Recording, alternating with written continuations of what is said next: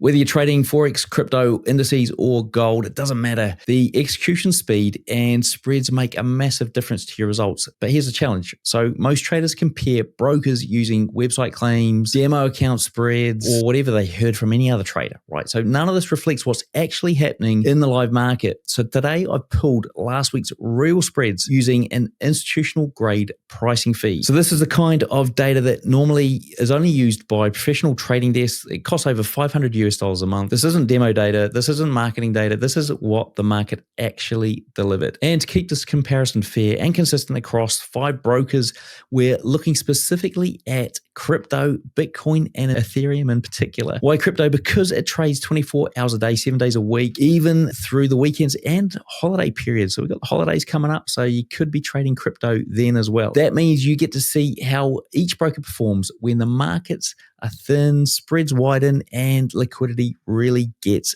tested. Let's start with Bitcoin. All of this is last week only, pulled directly from Datalist raw spread feed. Okay, so let's have a look at this shot. And right away, you can see surprising results. So BlackBull delivered the tightest Bitcoin spread last week at $12.03.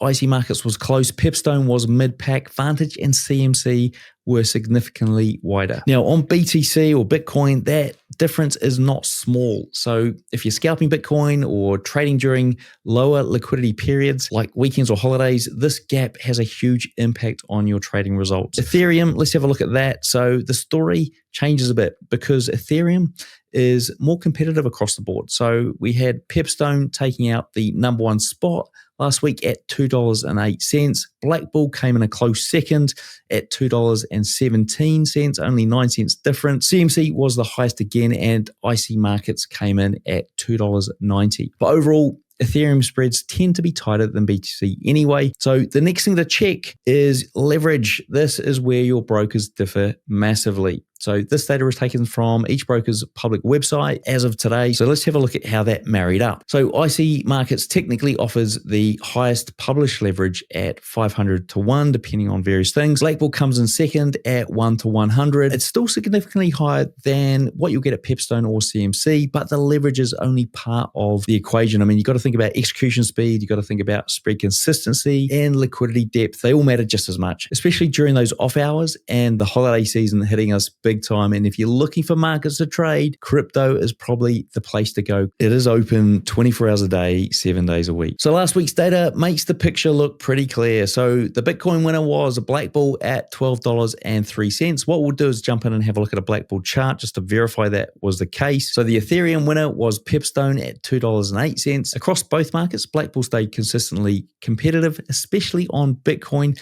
and also offers a notably higher leverage. But again, this is not a recommendation. This is just last week's objective data pulled from a $550 a month institutional feed. As we all know, spreads will always change. Right, let's dive in and have a quick look at BlackBull's C-Trader terminal, see if they are actually matching what they say on the tin. So you can see there, we've got in the corner a spread meter here, and it's just hovering around that $12 mark. In fact, it's dipping into $11 even. So hence why the average is around about the $12.03. Guys, if you do want me to test this again, maybe comparing a whole month or including other brokers like 8cap or Go Markets, let me know in the comments. If you trade crypto regularly, especially over weekends and holiday periods, running this comparison every few weeks can reveal some big differences. So do make sure you do that if you're looking to trade crypto over the holiday period that's coming up. All right, folks, thanks for watching. Remember to hit subscribe, like, and that notifications bell, and we'll see you in the next one.